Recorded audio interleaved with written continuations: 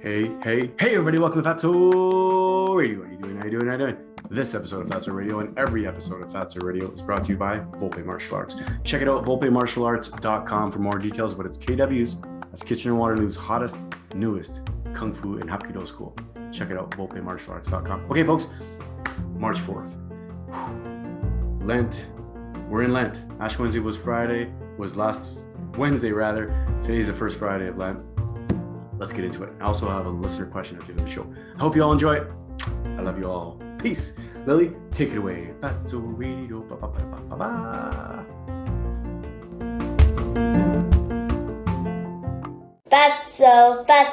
the really good podcast show. Fatso, a very first podcast show.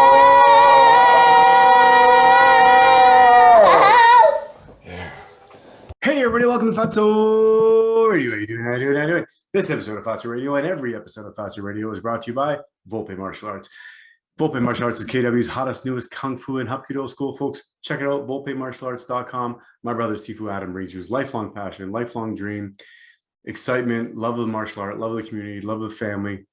5 days a week. Check it out, volpemartialarts.com. Okay, folks, another night, another Friday night. Thank you for watching. Thank you for listening. Thank you for all my subscribers, all the listeners, all the viewers. If it's your first time, welcome. If it's not your first time, thank you for joining us again. Fatso Radio, again, is a podcast dedicated to investigating and searching everything in life, of course, and questioning everything in life, of course. But if I have to narrow it down, of course, I'm going to narrow it down to a ketogenic, carnivore, a low carb, high fat type of lifestyle. When we're talking about diet, we're talking about nutrition. Tonight is no different, folks. So welcome back to Fatso Radio. Again, this is episode number 161, I believe. It's February 4th, not February 4th. It's March 4th, which means we're in Lent. So tonight's episode, I want to talk specifically about Lent and giving up something for 40 days. Now, for anybody who doesn't know what Lent is the 40 odd days before Easter, where typically Catholics will give up something, but it's a symbol. Giving up something or giving up something is really a symbol of sacrifice and asking for forgiveness. And it's all kind of in the season of Lent in preparation for Easter, which comes at the end of Lent, right? Easter. If anybody doesn't know, the Christians believe, and I'm a Christian, and we believe that Jesus died on Friday, 3 days later, rose from the dead, and ascended into heaven. So it's a whole lot of stuff, of course. Easter is a big thing, and the 40 days before Easter is a preparation time. So whether you're religious or whether you're not, it's a good time. It's always a good idea to try and take certain things out of our life that aren't healthy. It's a good idea to fast, right?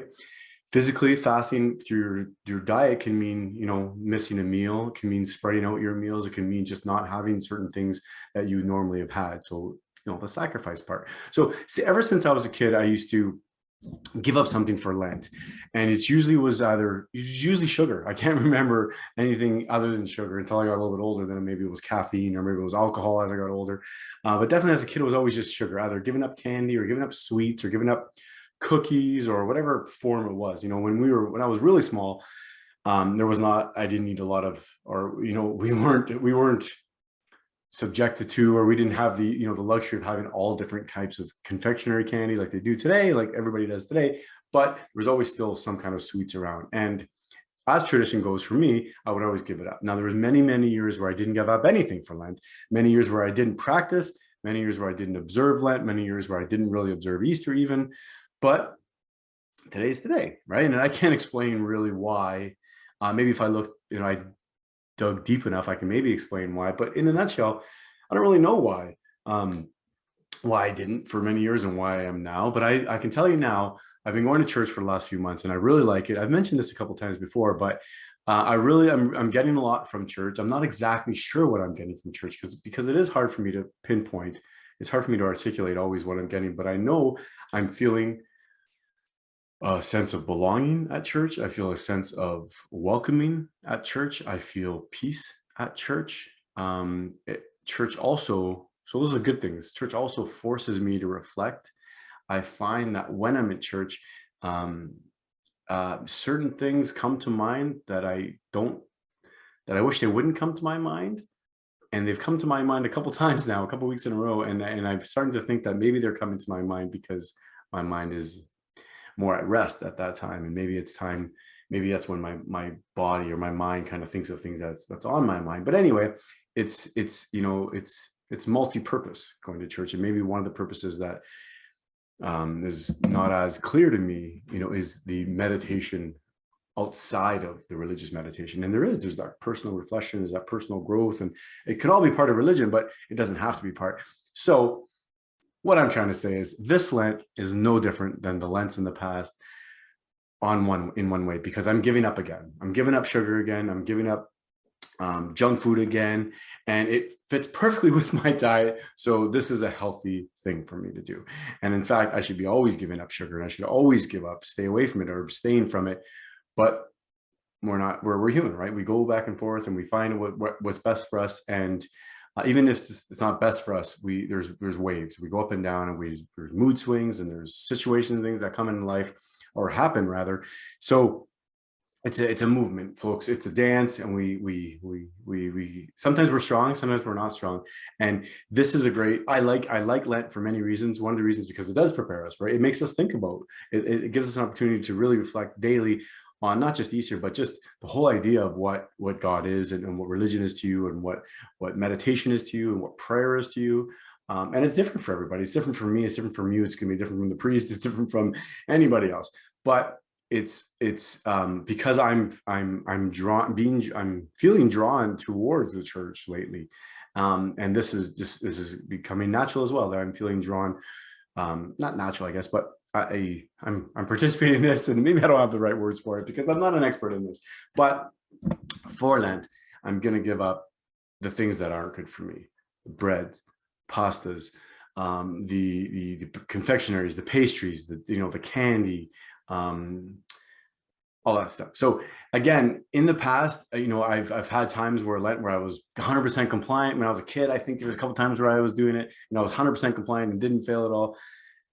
We're human beings, and we make mistakes, and I make mistakes. So one of the things that I've learned over the years is that although I value the importance, and you can never overvalue the importance of having discipline and having, having willpower and packing those 3 or 4 or 5 or 30 days or 60 days or 90 days together. At the same time, we have to be human. We have to realize that we're human. We have to kind of accept the fact that we are going to make mistakes. So the key, and I said this all the time, and I'm going to say this again, it's not how bad you fall off. It's how quickly you get back on, right? So cheating on your diet, sure, you can cheat on your diet. You can cheat on your optimal way of eating, but how fast do you get back on? And this, and I'm going to think about it this month. I'm going to think about it even more than I normally do, because now I feel like, at the end of the day, you only owe it to yourself, right? But with this, there's an extra reason for me to think about it this time or this month, right? So if you're religious, great. If you're not religious, that's okay. If you give up something for Lent, let me know what you give up for Lent. I'm curious, because a lot of people give up sugar, a lot of people give up alcohol, a lot of people give up caffeine. It's funny because caffeine, I never thought about something that I should give up, or I even could give up, because it didn't seem like anything to me. But over the years, I realized, well, yeah, caffeine is something, or coffee itself is something. Just to have it, even if it's not something that's necessarily bad for you.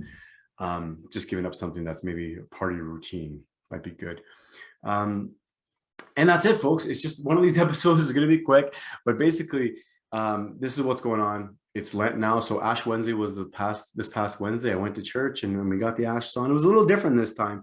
They actually dropped the ashes slowly in a sign of the cross over the head, which is different for me in the past, because when I was growing up, or even just other churches over the years, I've always typically in the Catholic Church kind of smeared them on your forehead in a cross pattern. But whatever, it's the same idea. It's all symbolism. It's all to get you to think and to reflect and to meditate and to prayer, and that's it. We're in Lent, right? We're in Lent. Also, something that's very traditional for me growing up was we didn't eat meat on Fridays. So there's a lot of Fridays we didn't eat meat, regardless of if it was Lent or not, but specifically during Lent, we always made sure we didn't eat meat on Fridays. And today we went out for supper, my wife and I, and I had fish. It was codfish, closest thing to bacala that I could find at a restaurant around here.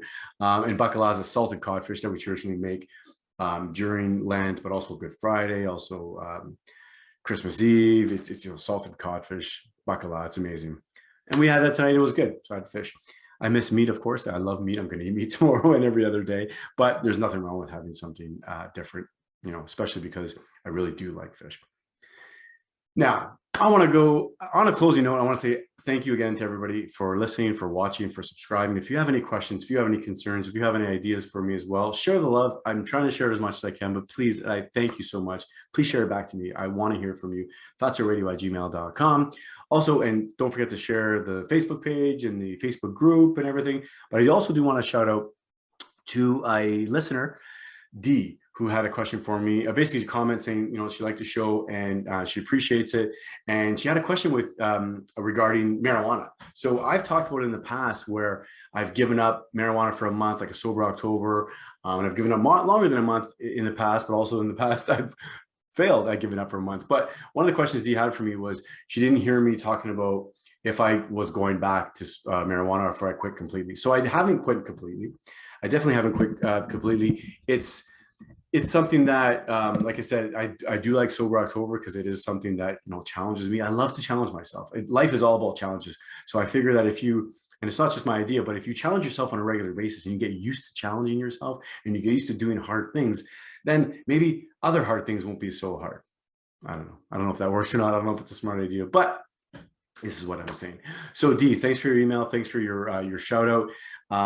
You're saying you're in your 50s and you smoke pot, right? So it's common. A lot of people smoke pot. So the question you have is also a very common question. How do you stay on your diet when you smoke pot? Or how do you stay on your diet, whether it's a regular thing that you're smoking pot or whether it's just you smoke pot that night and then you get the munchies? So here's my advice for you, Dee, and anybody else who's listening. Anybody who smokes cannabis, whether it's a regular thing, whether it's once in a while, most people who smoke it tell me, and I've read as well, that they maybe not most people, but it's common to have munchies. It's common to have the urge to want to eat, to be hungry, or to have cravings.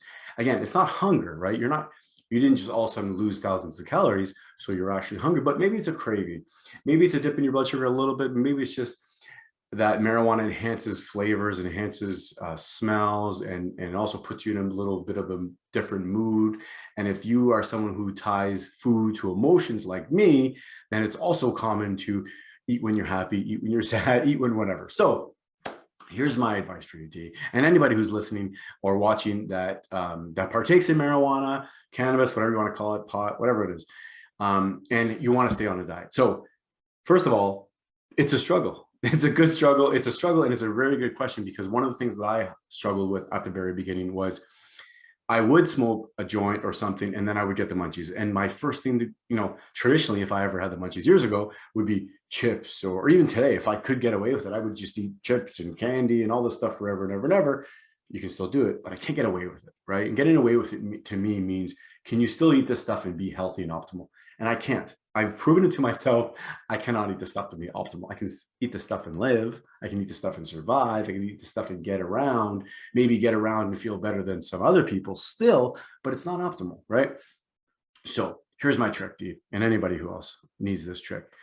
Have the food already packed that you think you may go to, right? So if you're gonna, you're smoking pot that night, tonight, or any night, or if you smoke it every night and you have a tendency to just always go for snacks, be prepared. Have the snacks that are keto approved. Have the snacks that are carnivore approved. Now, when I say keto approved or carnivore approved, I don't mean a keto cookie with a bunch of bullshit ingredients in it. I don't mean that. Or I mean a carnivore. I mean, there's not a lot of crappy carnivore foods out there, but I would say the crappiest version of carnivore food may be pepperettes, or maybe some processed food where it doesn't have exactly clean ingredients, but it's still going to be meat. It's still going to be some spices and some salt and a touch of sugar or something. But that's my advice. Go for something like meat. Go for cheese. Go for high fat, high protein. Protein is very satiating, right? Protein will keep you satisfied. And it counterbalances those cravings, because when your protein level is high and your fat level is high and you're not having sugar, your blood sugar level will stay the same. So even if you are inclined to snack, or if you get the munchies, per se, if you're eating stuff that's good for you, that's okay. Honestly, even fry up some bacon, have some, like I said, cheese, salami, have some olives, high fat. Try to stay away from the sugar, because sugar is going to crash. It's going to it's going to raise your blood sugar when you eat sugar. And then when your blood sugar drops again, that's when you're going to get your cravings, right? So that's what a craving is. It's just low blood sugar. Doesn't mean you're hungry. Doesn't mean you particularly like food. I love food and I can eat food any time of the day. But when I'm optimally following my diet and I'm eating maybe once or twice a day, the rest of the day, I'm not having those cravings, whether I smoke pot or not. So that's the other thing that you can really figure out and what works best for you, whether you're smoking pot or whether you're doing any other activity that makes you hungry. I mean, I guess that's one of the only things that I can think of. I mean, exercise makes you hungry as well, but it's the same idea. If you exercise really hard and then after you're just starving, I could just eat anything. Don't eat anything. Just eat the good food, right? Have a steak, have a roast, have a lamb chop, a pork chop, have bacon, have, whatever it is. But you don't want to eat something that's detrimental to your health or that's going to counterbalance what you're doing or counteract what you're doing. Yeah, it's the same idea. If you're going to smoke pot and you need to, scratch that itch, you need to have that craving or you need to satisfy that craving, have something that's good for your diet. I mean, it's not only is it good for you physically and it'll keep you on your diet, but you won't feel guilty, and you certainly won't feel guilty. Or sorry, it's especially nice to not feel guilty when you're doing something that can easily be considered a vice or can easily be considered a waste of time to some people or can be considered not needed for some people. So if you can still do this, and still stay on your diet, like it's a real badge of honor. Sometimes I feel like because it was tough at times and it is tough for a lot of people. So that's enough pot talk for me. So yes, Dee, thank you for your question. I haven't stayed away from it completely since the Sober October, but it is something that I'm glad I'm glad you asked about it, because a lot of people do have questions about it. And there was times where I even used to joke about it with my buddies, saying there was a bit of a superpower. I could figure that out, because for years, anytime I'd ever smoke a joint, I could never figure out how to stay away from bad food. And it's just a matter of retraining yourself to say, okay, well, my go-to is going to be salami, or my go-to is going to be pepperettes, or my go-to is going to be even nuts. I don't suggest people going to nuts as a snack food, especially a craving type snack food, because you can really overdo it with nuts. And if you eat too many nuts, you're not going to be happy. Just trust me. Tell me why. But if you eat too many nuts, you won't be happy about that. Thank you so much for listening, everybody. Thank you so much for watching. Thank you for subscribing. If you haven't subscribed, please subscribe. Please send me your ideas. Like I said, the podcast is about my journey, but my journey includes you. My journey includes questions, includes comments from my friends and debates that I get into and arguments that I can get into. But thanks everybody for listening. Thanks for watching. I love you all. Another Friday night, and I'm going to keep this going until someone tells me to stop. Even if someone tells me to stop, I'm probably still going to keep on going. Thank you so much for listening. Thank you so much for watching. I love you all. Peace. Have a good Friday night. Fatso Radio. Let's say bye to everybody. Bye. And we'll say thanks for listening. Say thanks for listening. Thanks for listening. Bye-bye. Fatso Radio, the really great podcast show.